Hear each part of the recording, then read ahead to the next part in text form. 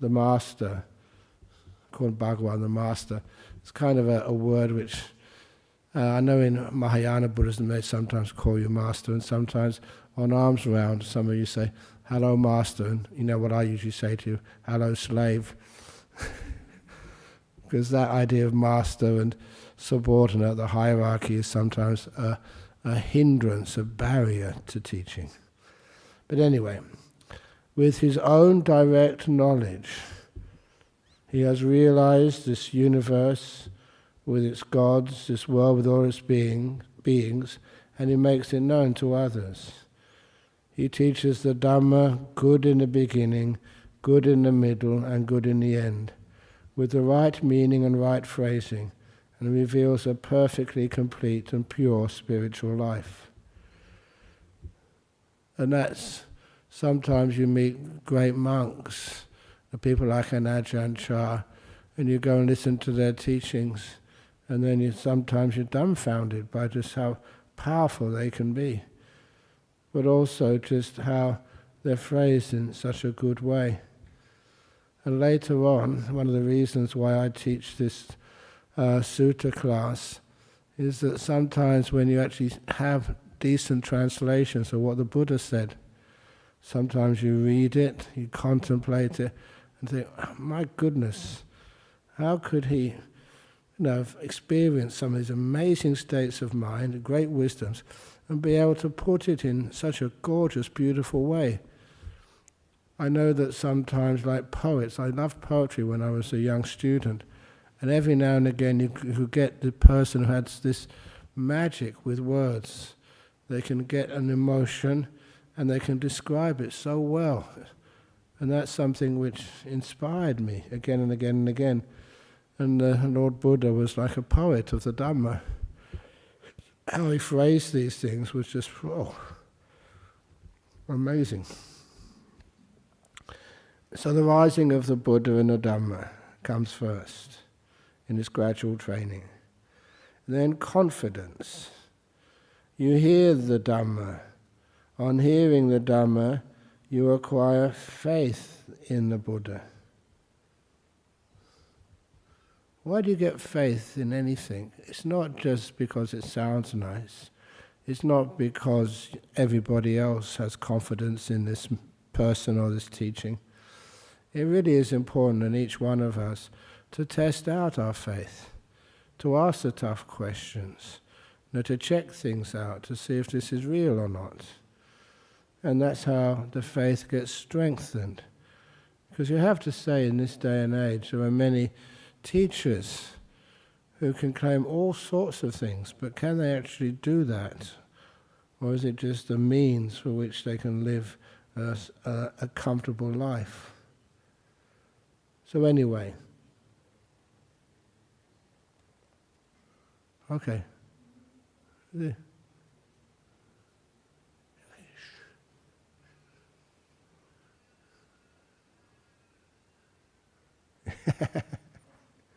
Okay. So you hear that Dhamma, and hearing that Dhamma, you acquire faith in the Buddha. Possessing that faith, you consider thus: the household life is troublesome and busy. Life as a monastic is free and relaxed. It is not easy while living in a house to lead the holy life utterly perfect and pure.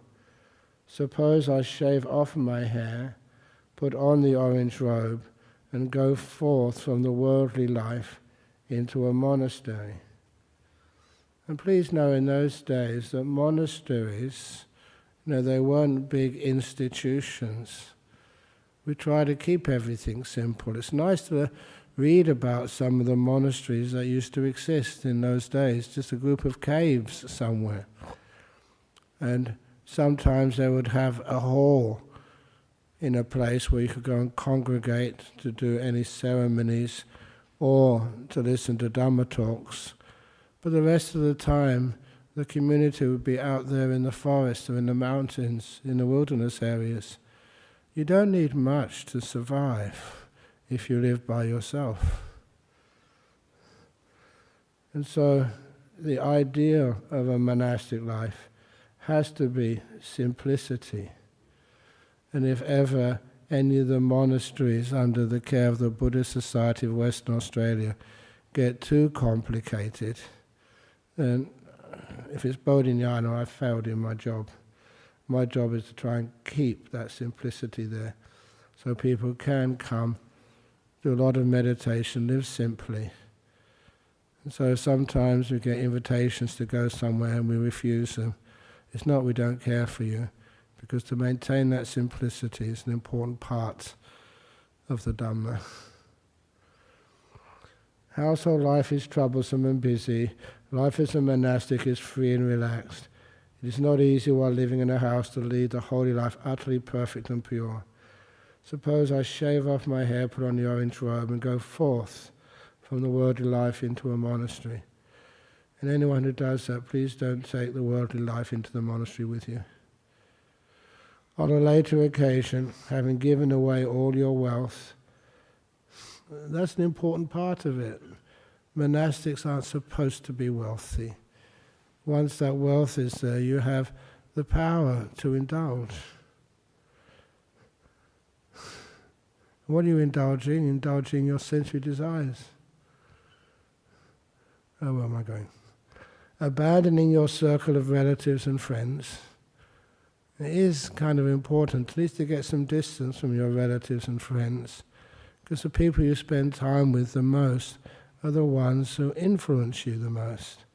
So actually spending time in monasteries allow you to get some distance between, those family commitments and just this other type of commitment, which is called like loving kindness, where you care, but there's some things which a monk should not do.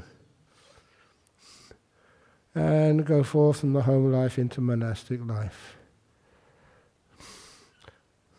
So once you've gone, wrong way around. So once you've gone forth into monastic life, then we're talking about the virtue of monastic life. Now, most of you are not monks or nuns. Hopefully one day that will happen, if not this life, in another life. But it's good you get a feeling of what a monk or a nun is all about. When you have gone forth, you train in the monastic way of life. Now this is just having gone forth. That's like papaja, like the novice ordination. And that seems to be the most important of those ordinations, the papaja and then the upasampada. The upasampada is a higher ordination. But just going forth, you have a commitment to a certain lifestyle. You abstain from killing living beings, with rod and weapon laid aside. Now the idea of Buddhist monks joining an army, or nuns training in kung fu, or whatever, this is not the job of a monastic. And if there was a war, you'd probably just find a nice quiet place or just give up your life. You may think I'm a crazy guy, but sometimes rather than break a rule, you just give up the life.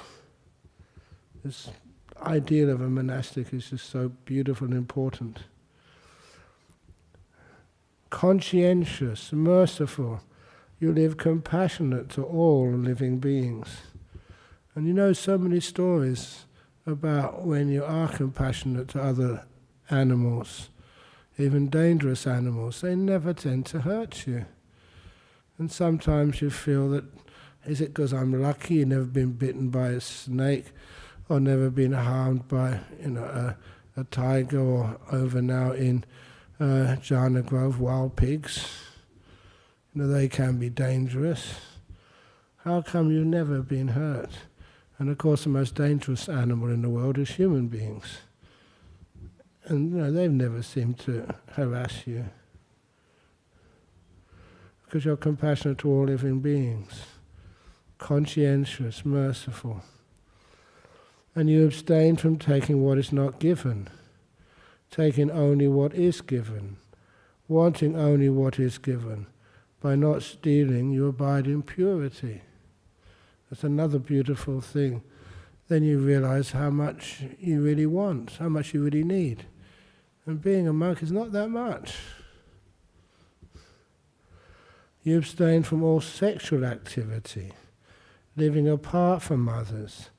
You abstain from the lay practice of sexual intercourse. You abstain from false speech. You only speak only the truth and are trustworthy and reliable. You are no deceiver of the world. And just the idea of like sexual activity, the pleasures of sensuality, you deliberately say no to those. And you live in much greater peace and happiness and more energy. You abstain from the false speech, from lying. You abstain from divisive speech. You do not tell tales in order to divide people, but you are one who reunites those who are divided, a promoter of friendships, who enjoys harmony, rejoices in harmony, delights in harmony, and speak of words that promote harmony. The divisive speech is something you can see creates so many barriers between peoples. So it's great to be able just to have this wonderful speech which encourages harmony between peoples. Not just people you know, but people who just walk in. People of whatever age, whatever background, to have that harmony and never say things which divide people. You abstain from harsh speech. You speak only words that are gentle, pleasing to the ear, and lovable. Words that go to the heart, are courteous, desired by the many, and agreeable to the many. I don't know why it is, especially Western culture, I don't know, actually Western culture even much more than, remember Thai culture, it's very, very rare you'd see people use bad words to one another. Honestly, maybe because I was a monk, but even in monasteries sometimes you see people losing their cool and saying all sorts of bad words to one another. They get really hot and they start calling people all sorts of really bad names. And you didn't have that at all when I was a young monk. You know, the worst thing that people would call you is like a dog. I always remember Ajahn Chah's advice to me, if anyone does call you a dog, it means they're really upset at you in Thailand if they call you a dog. And all you need to do is to say, well, excuse me, but I've got no tail, so I can't be a dog. You were wrong. That's a way to overcome thinking you've done something wrong. Check it out. And it's wonderful when you do say this courteous speech, pleasing to the ear, which goes to the heart, a courteous, desired by the many. Many times on alms round, when I sort of receive people's food, and I often say to people, I say, oh, thank you, young lady, for offering food today. I always tell people, especially if they're over 60, always, if they're female, I always call them young lady. They know I'm not lying, I'm not deceiving. They know they're not a young lady anymore, just being called a young lady. It's a beautiful little gesture of kindness. Young at heart. I suppose you can be, but it's not at heart which I'm young, it's young in my glasses. So when I look at you, a few years fall off. But when you look at an old person, can't you see the beauty? Exactly. But that's for the eyes, the years fall off. It's bad eyesight. Or it's good eyesight, depending on what you mean by good or bad. But anyway, it's just like trying to be kind. I agree with you. Let's get out of this quick. You abstain from useless speech. You speak at the proper time. Speak what is truthful, speak on what is beneficial, speak on the Dhamma and the training at the proper time. You speak words that are worth treasuring, authoritative, succinct and beneficial. Sometimes people would ask me, why do you tell so many funny stories and not so funny stories, which are supposed to be funny? Why do you tell jokes? And this is words which are helpful. I saw this so many years ago, when I was a lay person and going to listen to talks, by famous monks or authoritative teachers, and I would see myself getting really sleepy. And I remember, just because there's another Buddhist at that time, that Professor Bernard Carr, he was a Buddhist with me when we were young, and he said sometimes he would introduce the speaker, and then he would fall fast asleep. The talk was okay, but it didn't have any life in it. And I had noticed that if you really want to be able to convey the Dhamma, you have to give it some examples, some interesting examples, and sometimes funny stories as well. And that would actually get the talk to become alive. And so people would remember it and they'd like to listen to it again. So that's why I worked out a long time ago that some of the funny stories and the jokes, that was actually a useful way of teaching. That's words which are worth remembering. And a few times I've done that. And I've asked the monks after the talk, I said, that was a really nice talk. And I said, what part did you remember? And they said, the jokes. But they mean more than that. Now, you abstain from injuring seeds and plants. This is not just looking after living beings, animals or insects, or this is even seeds and plants we're supposed to be kind towards, not injuring them. That's one of the reasons why, as monks, we can't plant gardens. We can't do it ourselves. You practice eating only in the morning, abstaining from eating at night and outside the proper time. And this is a difficulty for many monastics, because even in the time of the Buddha, they used to say the best food is always in the evening meal. And so you just eat morning times. But it was good enough to get by. You abstain from dancing, singing, music and movies. You don't see monks going to movies and dancing and singing. If there was a video of something to do with Buddhism, fine. But you can't just go watching a movie for entertainment. And singing, you don't want to hear me singing.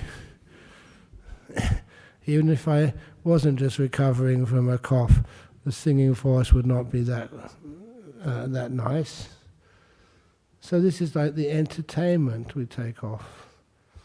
You abstain from wearing adornments, fragrances and cosmetics.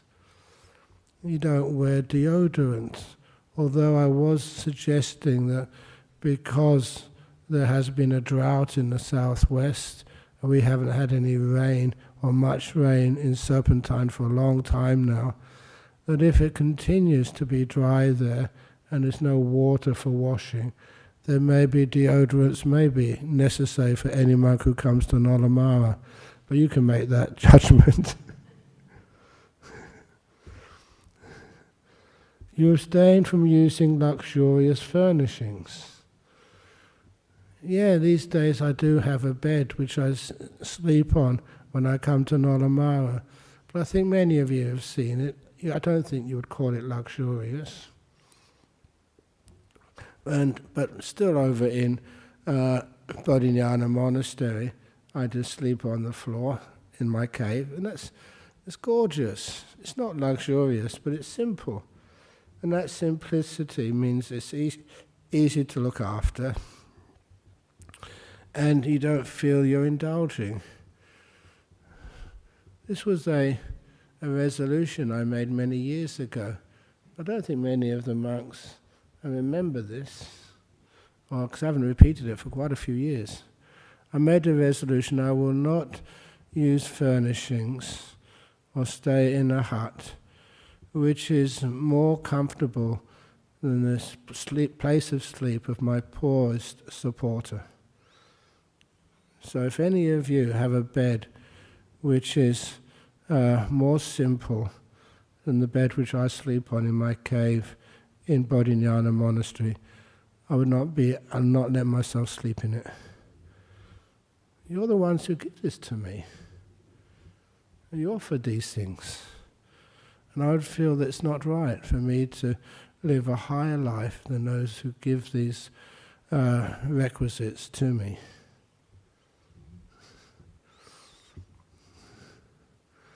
And you abstain from accepting money. I mean, I've always thought of that as a big one. Because once you accept money, you'll always find a reason for it, what I call an excuse. And if you find an excuse to have your own money, then a lot of the monastic life gets ruined. Imagine you can do whatever you want, wherever you want, and get whatever you want to eat. You get a taxi to go somewhere and somebody pays for it. You don't know, there's no restraint there. I've often thought that, if I need to get somewhere and I've got no money, no supporter, then do I really need to go there? A lot of the time the answer is no, you don't. And you abstain from accepting raw grain and raw meat. You abstain from accepting servants and slaves. You abstain from accepting livestock. You abstain from accepting fields and land. This is where you don't have your personal business. Even fields and land. All the land of Bodhinyana Monastery, Jhana Grove, every other land, doesn't belong to me or to this monk or that monk. It belongs to the Buddhist Society of Western Australia. It's a society, and so they're the ones who own things. I can't just sell Bodhinyana Monastery tomorrow and then take all the money and go and live overseas somewhere. Who would want to do that anyway? But anyway, we don't own things. And I always love that idea. That, those times when you have to try and prove that you exist, and they say, well, what do you own? And where do you live? That shows your rental agreement, shows your certificate of possession. Have you got a driving license? Have you got a car? Have you got a house? Have you got a home? Where do you live? How do you pay the rent? I don't. A monastic is just like a different animal, and it doesn't own things. And even little things like, my bedding. I realized I didn't even own my blanket when one day I came back from a weekend in Nolamara, and then got back late, did a few jobs, and then went to sleep. And when I woke up in the middle of the night, it was more cold than I'd expected. So I just put the light on and I looked out for my blanket, and the blanket was gone. I had no blanket. Someone had took it to auction it, because my birthday was coming up soon. I don't even own my own blanket. And even sometimes my pillow changes, it disappears. And also there's this other, it's a really kind of nice life. This is, the shoes which I wear, these Birkenstocks. Do I choose those? Of course I don't. What I do is once a year, I usually go to, around Christmas time, go to Penang or Kuala Lumpur. And what I do is, put my shoes outside the room, they give me, and then to have a nice rest that night. And in the morning, when I wake up, there's a new pair of shoes there. This Chalpo has been doing this for years. Every year they get a new pair of shoes. He said, well, I gave you the old ones. You don't own them, Ajahn Brahm. They belong to me. I just lend them to you for a year. And after a year, I take them back again and give you a new pair. It's kind of cute. And I abstain from going on errands and running messages. So that's not my job, if I can help. But that's not my job to run messages or do errands. I abstain from buying and selling. Other people will be able to do that if necessary, anything which is extra for the... Even buying and selling. Honestly, I just don't have a mind for money. I haven't got a clue what things are worth. To me, what things are worth is where they come from and who gave it and why they gave it. And that makes it really, really, really valuable to me. Its inherent worth, I just don't get. That's just why, please, you have to look after me this way, because sometimes people give me really expensive things. This person, actually it was the same guy who gave me these Birkenstocks. He gave me a pen because he knows how many times I have to have to sign books. And sometimes in one night you sign over 1,000 books. That was my PB, my personal best, 1,000 books signed in 1 hour. Oh, my arm was so sore. But at least I had a good pen to sign those books. And I didn't know, they just gave me this pen and I just signed the books. And then when I got to Singapore, one of the Singaporeans said, Ajahn Brahm, what are you doing with a Mont Blanc pen? Apparently Mont Blanc is like designer pen. I haven't got a clue what it's worth. All I knew was it worked and was reliable. So I had to give that up. So, buying and selling. You abstain from practicing fraud. And I can't understand why people practice fraud.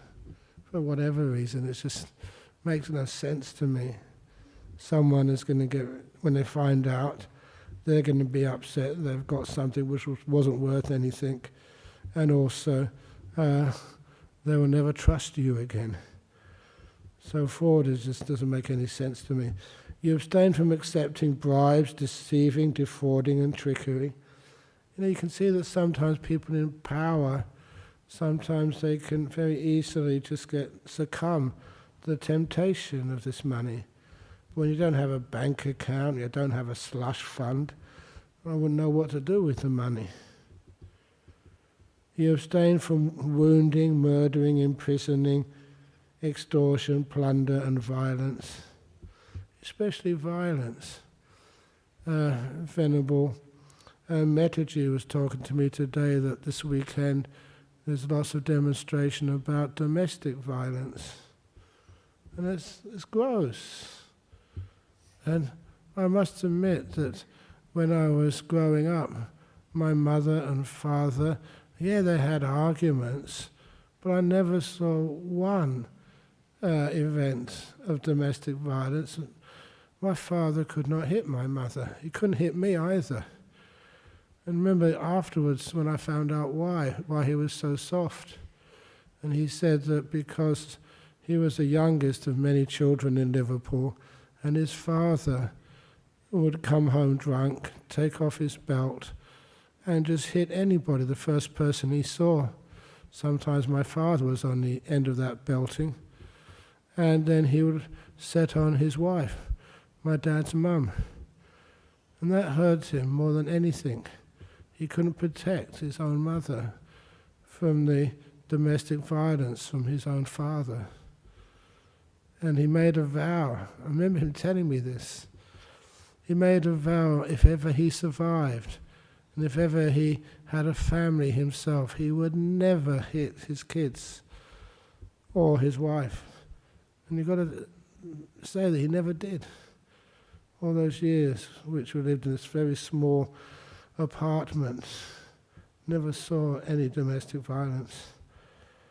I was fortunate. When you see what happens when there is domestic violence and what happens when there isn't, it's obvious why you would try and never ever condone things like violence. So that becomes just some of the core for the rules of discipline of monks. You know, the simplicity, the softness, the kindness. And next we come up to contentment.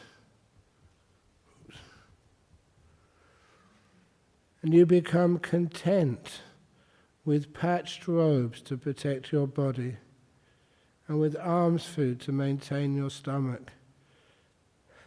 And wherever you go, you travel taking only these with you. Just as a bird, wherever it goes, flies with its wings as its only burden, so too you become content with patched robes to protect this body, and with alms food to maintain your stomach. And wherever you go, you travel taking only these with you. I've been a monk for almost 50 years now, and that phrase there always inspires me. And in fact, you can live a simple life. And I try and do that the best I can. This is more than I usually take overseas, because I'm taking some stuff down to Serpentine. But you try and have so few things, and you don't need so many things. This is a noble virtue and contentment, and you experience within yourself a delightful bliss, the joy of being blameless. No one criticizes you. You have few possessions. There's a lot of people these days, as they always have done, trying to do something about lessening the carbon footprint of human beings. And one of those is learning how to live with less. How many things do you need? And we're trying to lessen our burdens. And part of my job is to actually to almost show by example how little you need. That's contentment. Now we have restraint of the senses, simplicity, and the happiness with the simple things which you have.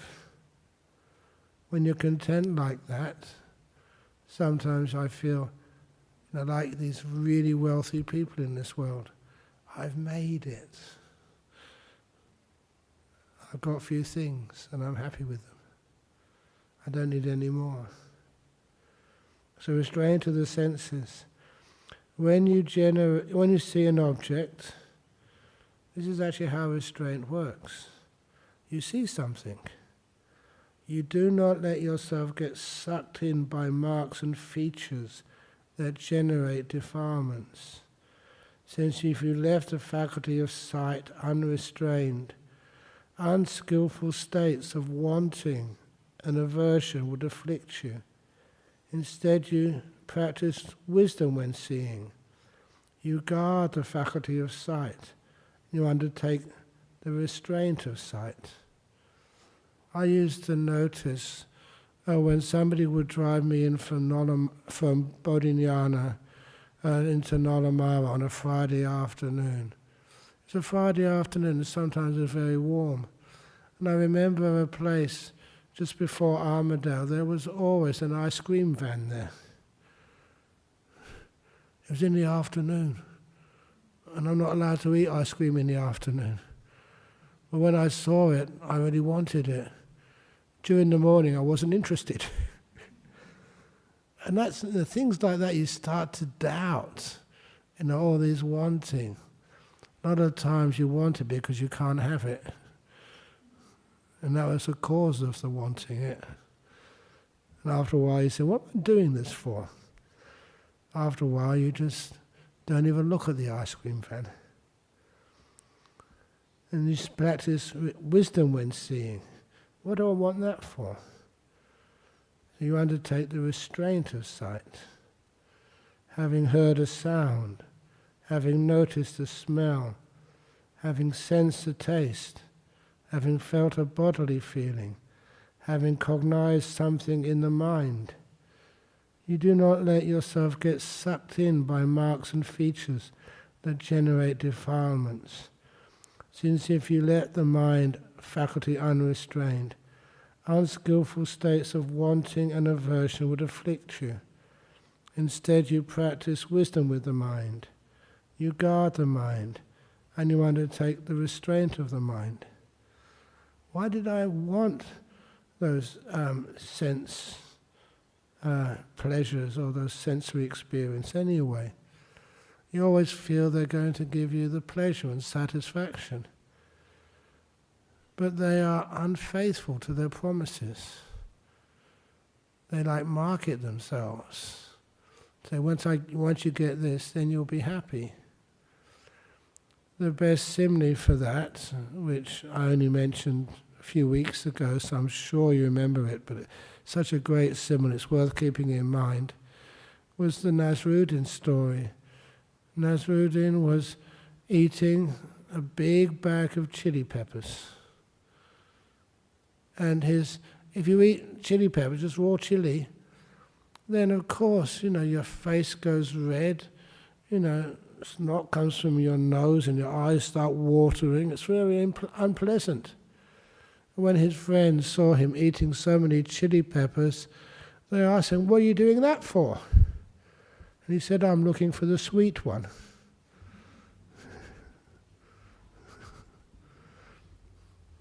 I love that story when somebody gets married again. "What are you doing that for?"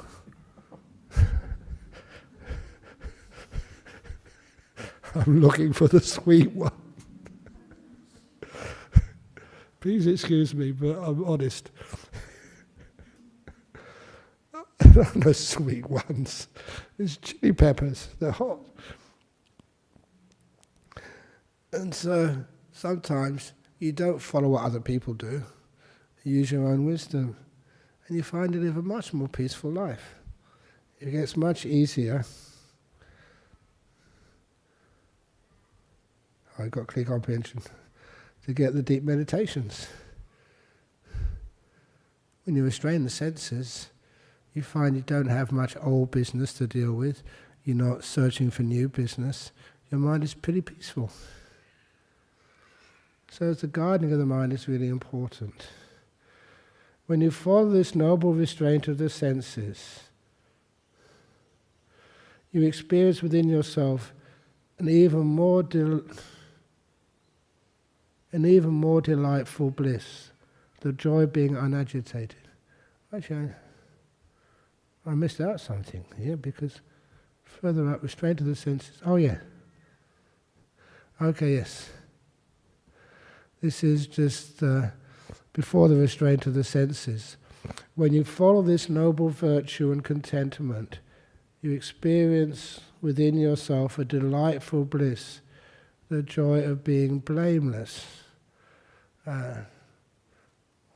What's that in Pali again? I used to know all these things.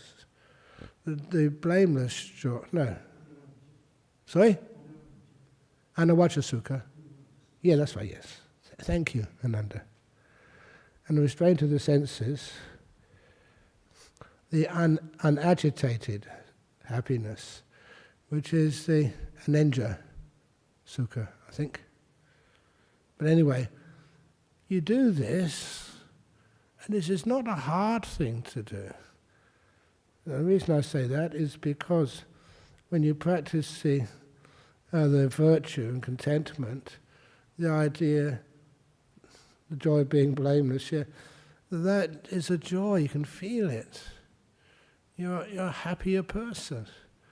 And it becomes you look at your conduct, you've done nothing which will harm any other being, nothing to feel ashamed of, nothing which is going to possibly give any bad karma for you.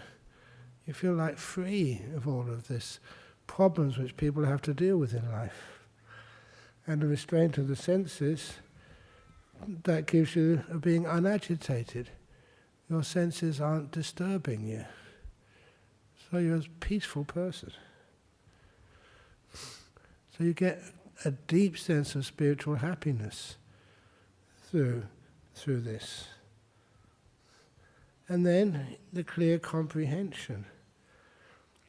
Now straight away we've already, the clear comprehension, sampajanya, this is actually part of sati, part of mindfulness, but it's actually put in a separate little compartment over here. You act in full comprehension of the purpose when going forward and returning. Why are you walking forward? What's the purpose of this? Are you just walking just to waste time? Or just walking just to go and spot something or see something? You've got an idea. If you've not got an idea of why you should be walking, you sit still.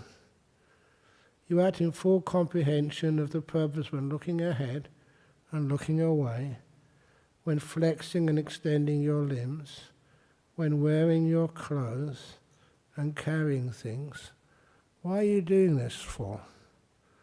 I know sometimes that when I'm helping somebody else and quite busy, sometimes this is a very long robe and sometimes it falls to the ground a bit. But what's the purpose of me wearing my robes? If I'm going forward, sometimes the helping somebody else is more important than me being photogenic and being a monk who's got restrained robes. I've got other things which at that time are more important. You know, helping somebody. And I don't know what I'm doing this for. You act in full comprehension of the purpose regarding eating. You're not eating too much. Drinking, defecating and urinating. Walking, standing, sitting, sleeping. When you're sleeping, why are you sleeping? What's the purpose of it? Recently, I deliberately tried to sleep more because I was sick. And of course it works. But now I'm reasonably healthy, I'll sleep much less. What's the purpose of being awake? What's the purpose of talking? What's the purpose of being silent? So these are the actions which you do. You understand the question, why? And then, when you have developed this noble virtue, this noble restraint of the sense faculties, and this noble clear comprehension, you go to a secluded dwelling place, such as the forest, the foot of a tree, a mountain, a ravine, a hillside cave, a charnel ground, a jungle thicket, an open space, a heap of straw. The only thing which is important for each one of those is secluded. And sometimes they say like comfortable, so you don't have lots of bugs, like mosquitoes or sandflies causing you any problems. You don't sit in a place where there's lots of ants. So you sit in a place which is secluded and comfortable. You sit down, folding your legs crosswise, straightening the body and establishing mindfulness as a priority. It usually does say folding legs crosswise, but if you are elderly or if you are sickly, sitting on a chair is more than good enough. It's one of the reasons why it was a wonderful thing when Buddhism did come to Western countries, and we knew that we can't get everybody sitting in full lotus on the floor. It would just, if you're very young, fine. But there's so many people who'd never be able to meditate like that. So we had like cushions and little stools and chairs. Wonderful. The whole point is you can sit stable, content, pain-free for long periods of time. The most important part of this is you establish mindfulness as a priority. And I think you all know where this one comes from. Sometimes they would say, establishing mindfulness in front of you. And that just made no sense at all. It does mean mindfulness as number one. And then abandoning wanting for the world of the five senses. You've already practiced a lot of restraint.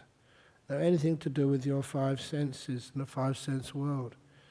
Any desires which come from that, you abandon those. You abide with a mind free from wanting. You purify the mind from desire. Remember, you've already done the sense restraint. You've already done the contentment with few things. So that's much easier to do, when you're abandoning wanting for the world of the five senses. You abandon aversion. You abide with a mind free from ill will, compassionate for the welfare of all living beings. You thus purify the mind from aversion. Abandoning dullness and drowsiness. You abide with a mind free from dullness and drowsiness, bright-minded, clearly comprehending. You purify the mind from dullness and drowsiness. And it doesn't say here you just generate energy by taking a Red Bull, an energy drink. You just abandon that through wisdom, not wasting energy, and soon you understand how to create energy and to guard it.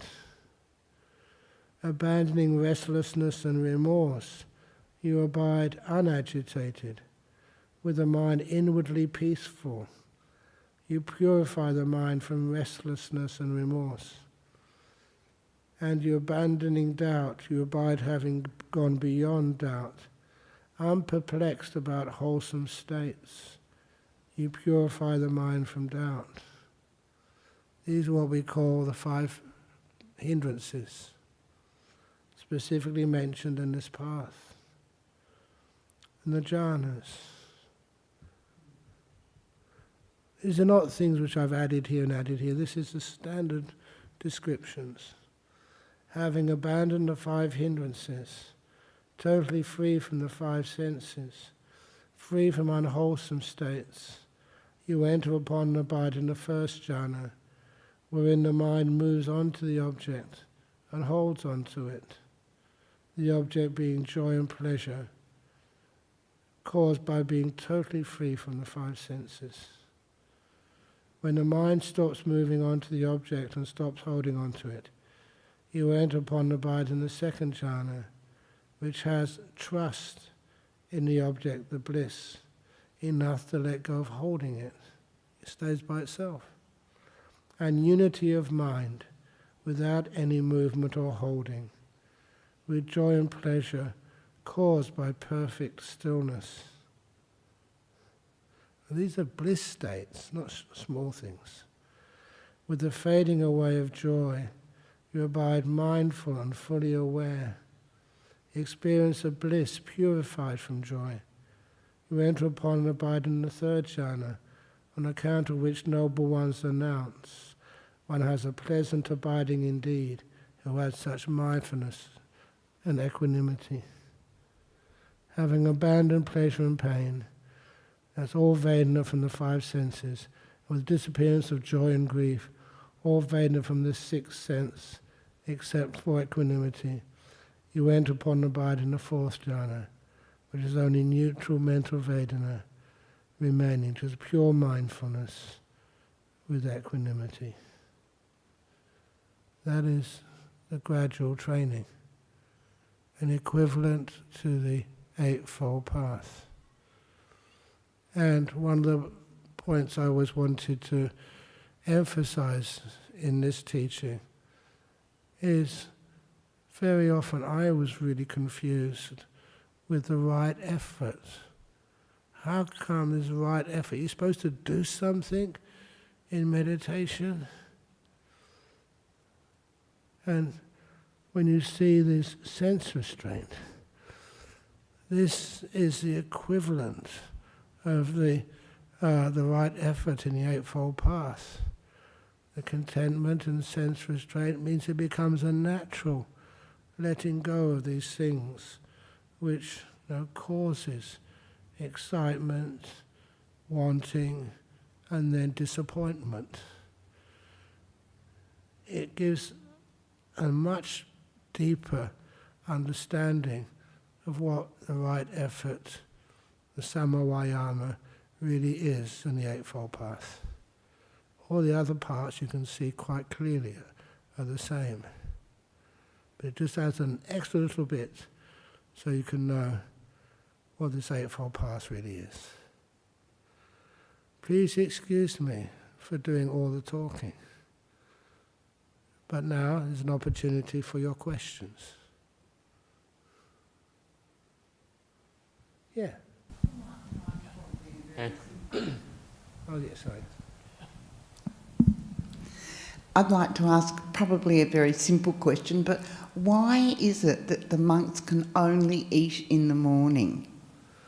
Why they can only eat in the morning? Because it becomes simple, and you eat in the morning, and basically it gets it out of the way, so you have the rest of the day totally free. And if it's in the afternoon or evening, you find that the people of the world is much busier in the afternoon or evening, especially at night time.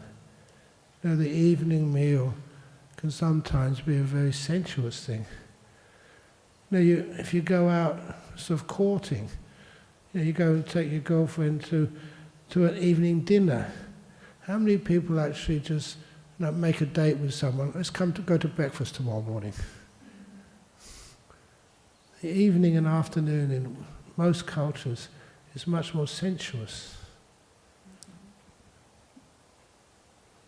At least that's my idea anyway, I'm not sure.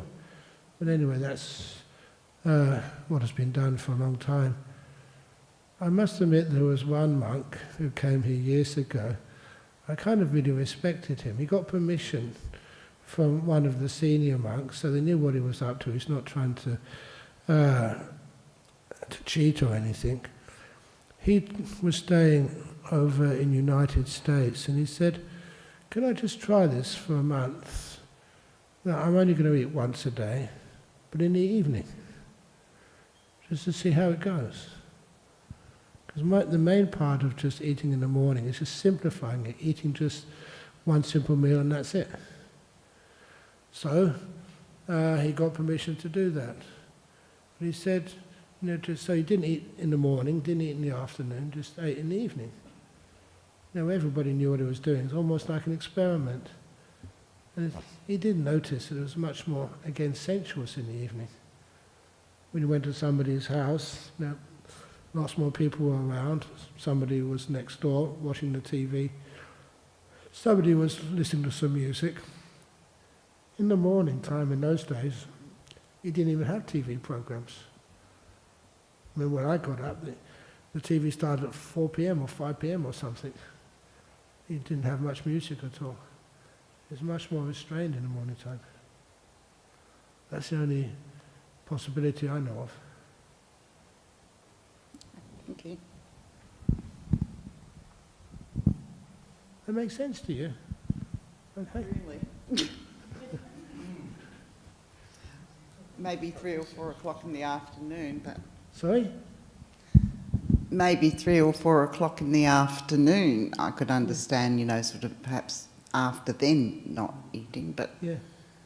Eating only in the morning and then not anything after that, it sort of doesn't make sense to me. Okay. But that's me. Well, I must admit, though, that having done it for so many years, if you can get your meal really early, then you don't have anything else to do. And your tummy is nice and relaxed, so you can meditate much more deeply. Filling your tummy up with energy, you usually have to put the fuel in the car before you set off on the journey. And then you can have a nice meditate all day, have a great time. Anyway.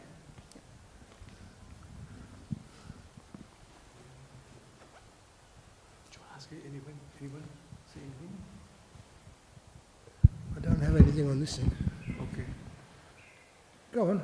Oh, Ajahn Brahm, is this sutta from Sutta Central? No, because even Sutta Central, some of the translations there, I thought were, not as clear as they could be. Yeah. For example, when they mention jhana, they call it immersion. And I mean, to me, that's not really accurate. Why not? Jhana is a really important word. Why not keep it in its original jhana? Yeah. And Good. This is my translation. Good that you say this, Ajahn Brahm. Now, I'm going to say something which is truthful to myself, I could be a goodie and accept this thing, okay? What's going on, this thing. But, Go on. I'll say something, maybe it's not challenging, but it's the truth, Okay, yeah, And this is only one example I saw earlier in this sutta, It says, do not accept what is given to you. Okay? Here, okay? My understanding is, do not accept what is not given to you, So there's a conflict already, and many more too, I find it is like a, sorry, this I say I might be, I'm just saying, okay? Come on. Oh, go. When going earlier, Yeah, do not accept what is given to you, it says down there. Yeah. I thought, how about like the people giving the property, the guy, the lady who passed away, he gave the property to BSWA. You're accepting it, isn't it? It says there, I'm not stupid, and my understanding is, there's a conflict really, do not accept what is not given to you, and many more too, Ajahn Brahm. So when we listen to all these things, we have to be sorry. You can be. Oh yeah. I'm just saying. I can keep quiet, be a goodie. Okay. No. Right. No. So we have to use our discretion to accept or not accept. For me, I find it confusing. Yeah. Sorry, Ajahn Brahm. No, from my normal. Yeah. Yeah, I'm trying to find out where.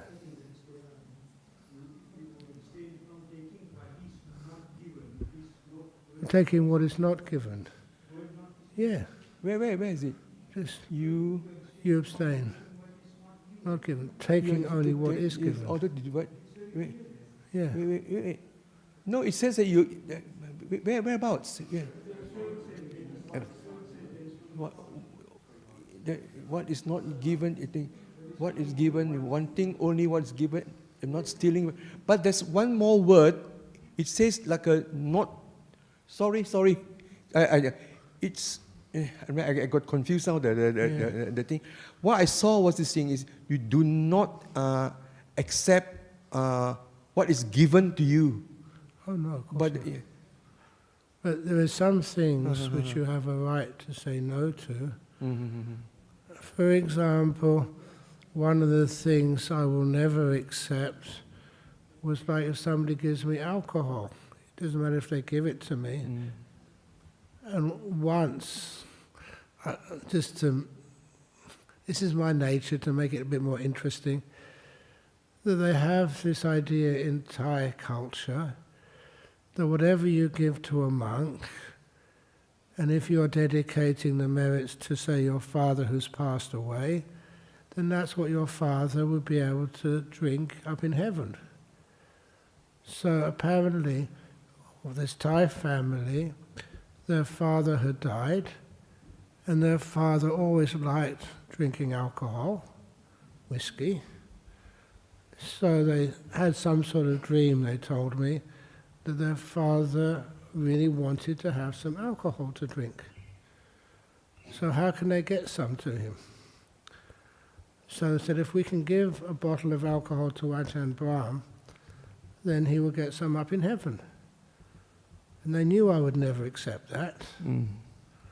So one day at Bodhinyana Monastery, people came and they gave a lot of what they call sanghadana.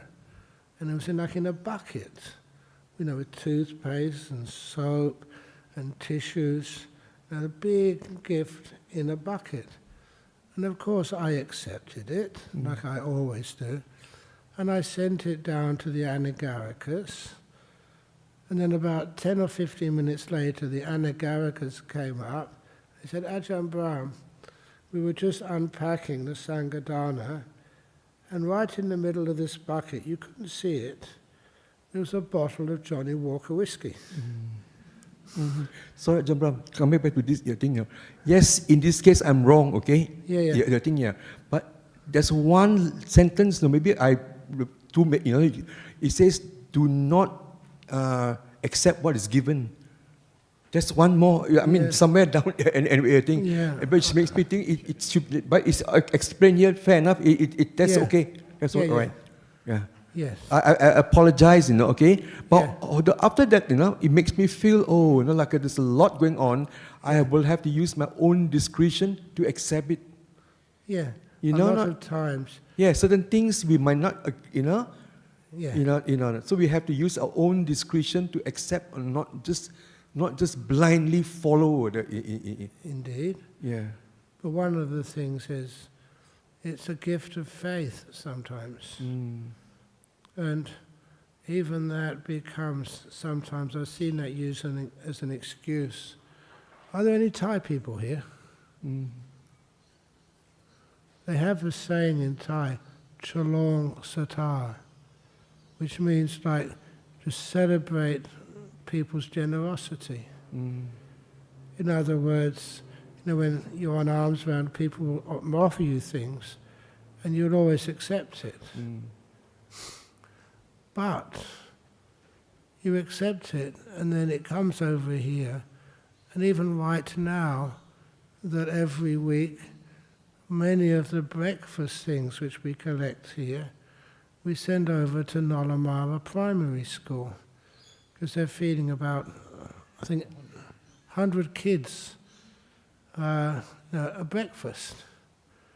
And these are poor kids. And I've seen this many times before, that some of the kids just don't get a proper breakfast in the morning. And that causes so many learning difficulties. A simple thing like a really nice breakfast. And to get that organized by a government sometimes is really difficult.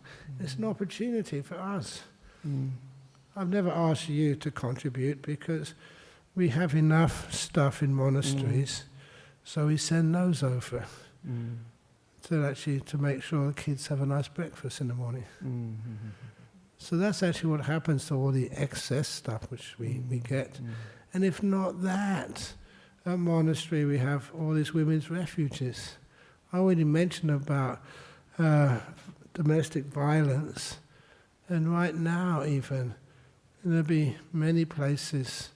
This is one over in Armadale, it's close to us. We send food over to them. I mean, I don't know where it actually is. But some of our Armadale Buddhists, they know where it is, and they collect the food from monastery and off it goes there. Give them a meal. So it's one of the things I always try to insist upon. You are all so generous to us, give us so much food, but then make sure that none of it's wasted, as best we possibly can do. Just quickly, Ajahn, this sutta is the Buddha speaking to the Sangha, isn't it? The monks, yeah. Yeah, but for lay people, we have to use, the last time, just when after the sutta, just I think 2-3 weeks ago, there was one lady outside here. She came and talked to me. Eddie, I'm can you help me?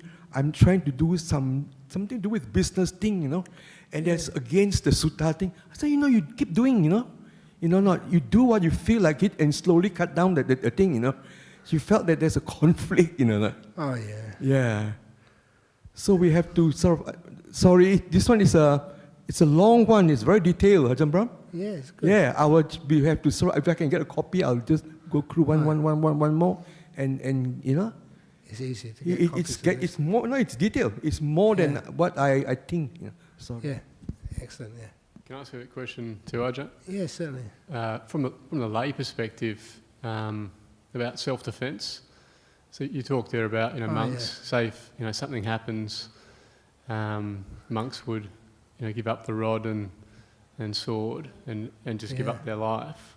Yes. And something I've thought about more recently, I guess, being a parent and I guess, maybe looking after myself, my family or community. If something, someone came to attack, Yes. yeah, I guess, what would you say about that in terms of a lay person with this kind of responsibility to others, caring for others and self-defence? That changes the perspective when you have a family. You've got a little kid you're responsible for. So the best thing there is to try and protect the house so it's as safe as possible. But if somebody ever attacks your kid, please, you have to do the restraint. Something inside of you tells you I must protect. But do it with the least violence possible. Speaking especially for a monk should not get involved, in any violence at all. And I don't know, as a monk, weird things happen. The weird things happen is a few times that instead of protecting myself, that you just stood in front of this guy in this road over here years and years ago when we were building this place. And, he came up to me and said, I'm looking for the bloke in charge, I'm looking for the bloke in charge. He come out of the pub and he just wanted to punch my lights out. He was standing right in front of me and his fist was right in front of my nose. And I wasn't afraid. I had enough sense restraint, have no fear, but also have no arrogance. I just was looking him in the eye, and peacefully. And he was just like frozen. It was a weird experience, which I'll never forget. I remember afterwards there were many people here watching me. Not one of them came to help me. They didn't need to. And there were just a few minutes it took. They had a big delivery of chairs, and they parked the van, and the boss came out of the car and said, come on, we'll unload the chairs. I said, yeah, I'll come and help you. So we unloaded them together. There was no violence. It was amazing, you can diffuse violence. One of the monks from here, when he disrobed, he was an amazing young man, because I remember that he was from UK, from over in south of London, a really rough school he went to, and he managed to show us his report card, how many times he'd been expelled or put under suspension. He was a really rough character, but so nice. And after he was a monk for a while, he got a job as a bouncer in a nightclub. And I thought that was really weird. But then I said, that's a violent job. He said, oh, I never used violence. He learnt enough as a monk of how to diffuse situations. He never needed to use violence. And I was really quite proud of him. Eventually he got married and I went to his marriage ceremony. He married a lovely school teacher, and he was a really good guy. But he never needed violence. Even getting a job as a bouncer in a nightclub. It's good money. All he did was standing around all day or at night time and just diffusing situations rather than inflaming them.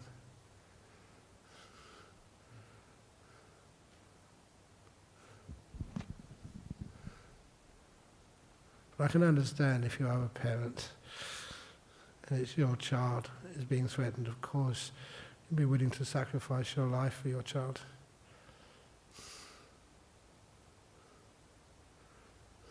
Yeah, thanks, John. Yeah. Any other questions anyone's got?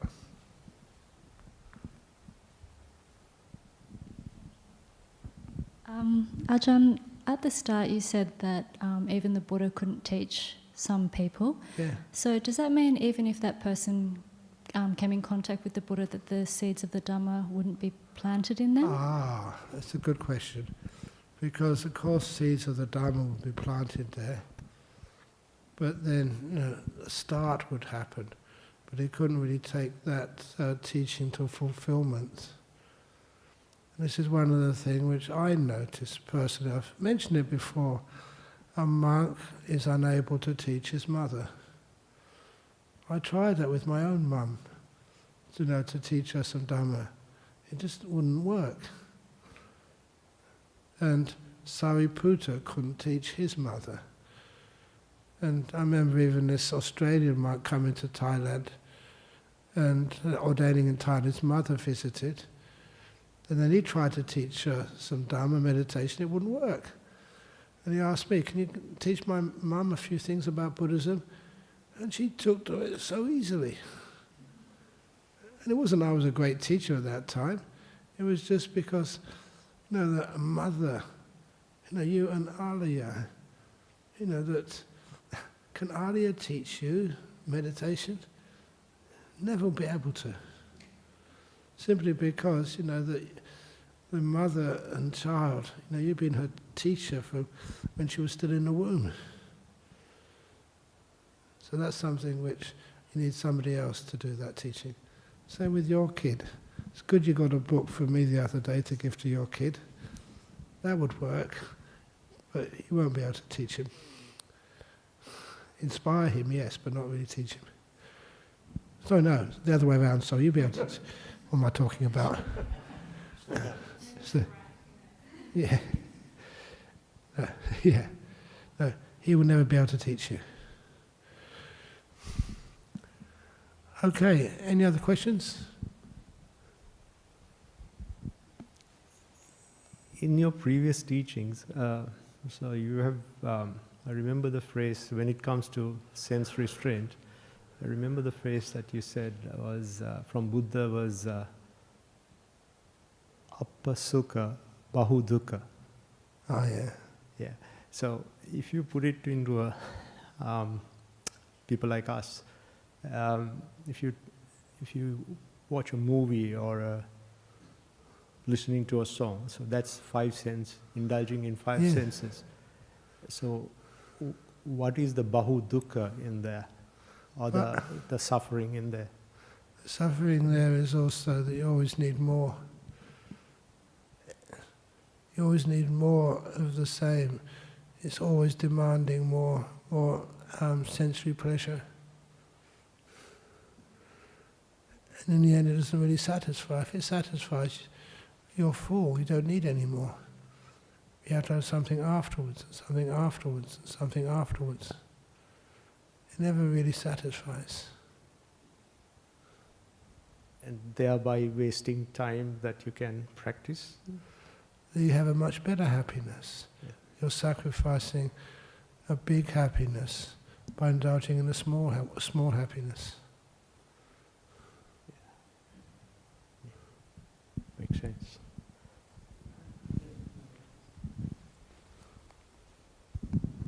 Thank you. Sorry, Ajahn, that just a question on the translation of the word Bhagava. Oh yes. At the very beginning, I think you used the word master, Ajahn, that one. And I think Bhagava, what I have seen is sometimes the Lord and other times the Blessed One. I thought Blessed One because the Bhagava, because he is blessed with all these things, that the ability to see, ability to teach, ability to, all the 10 powers and so I thought, I'm sorry, but the Blessed One blessed the Master and also... It's one of those things which, in the end, I just go back to the original Pali and just call Bhagava, because it's not an important thing, but the idea of Blessed One, blessed by who? His own... blessed himself. Yeah, that's why sometimes you sneeze and say, bless you. No, by his own previous actions, previous karma. Was it? Yes. Or was That's it what the commentaries say, Ajahn. I know you wouldn't rely very much on the commentaries, but... Or wouldn't you sort of say he was blessed by living with Kassapa the Buddha in a previous life? Yes. Previous karma. Yes. Being the Gatikar. Yes. Fortunate one. Fortunate one. Yeah, That's another translation, fortunate one. Yeah. Yeah. And the other one, I also that Ajahn, in somewhere there was that sentence, leaving a group of relatives or fortune. I think if I remember right, that that's at the beginning, I think. Not afterwards, little bit lower down and below the virtue, and I think it's in Pabbaja section, I think. Going for, no, before that, I think, sorry, right at the top, I think then. Huh. That it says, I think normally, I think what I have read there is that, I think you read that earlier, maybe you have changed that, leaving a small or large group of relatives. Oh, friends, yes. Yeah, or leaving a small or large fortune. So, and I think you you omitted that small or large. So I thought in the Latukikopama Sutta that Buddha explains that what it means, small and large. Given away all your wealth. Later occasion, having given away all your wealth, abandoning the circle of relatives and friends. So small or large, whether that fetter, a small thing is a fetter, but whereas a bigger thing is not a fetter to another person. That. Oh yes, but they're all possible fetters. So it's best to give the whole lot away. Then there's no argument. Okay, thank you. Sorry, I am going over time. So again, thank you all for listening, and hopefully you found some meaning in it. So we do the chant. Arahang Sama Sambuddho Bhagava Buddhang Bhagavantang Abhivademi Suakato Bhagavata Dhammo Dhammang Namasami Supatipano Bhagavato Sawaka Sangho Sangang Namami. Very good.